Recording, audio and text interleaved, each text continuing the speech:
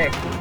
Tiniyak ng Overseas Workers Welfare Administration o OWA na nakahanda ang kanilang pondo para tulungan ang mga apektadong overseas Filipino workers o OFW sa gitna ng tumitinding tensyon sa bansang Lebanon. Ang balitang yan tinutukan ni Rovic Manuel.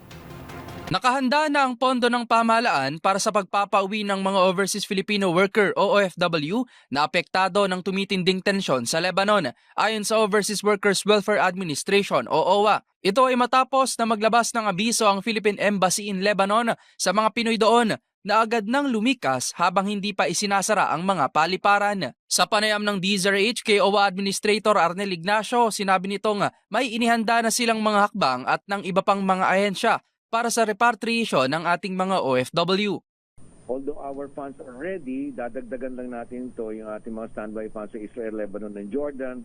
And we will be sending additional rapid response team kasi meron tayong mga umuwi dito na mga team natin doon sa sa Israel and Lebanon. And then, of course, yung chartering ng mga plane at saka they may be traveling by sea and by air. So yan ang inaasikaso natin. All systems go naman tayo. Naka-ready lang tayo. Ready na. Tiniyak din ng OWA ang agarang aksyon para sa OFWs, kasunod na rin ang abiso ng Department of Foreign Affairs o DFA. Basta sinabi na ng Department of Foreign Affairs at nagbigay na sila ng advice, we will immediately put into place ang ating mga tauhan para pag sinabing repatriation, ay makakaandar na kami kaagad.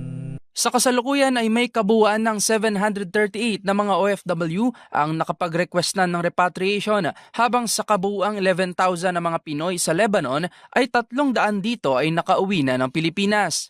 Samantala, para naman sa iba pang mga Pinoy OFW na nangangailangang humingi ng tulong sa Embahada ng Pinas sa Lebanon, maaaring tumawag sa numerong +961 791 10729 para sa documented o undocumented. Para naman sa dependents with permanent resident status, maaaring tawagan ng numerong +961 7085 8086. Para sa MBC TV Network News, ito si Rovic Manuel, una sa Pilipinas, una sa Pilipino.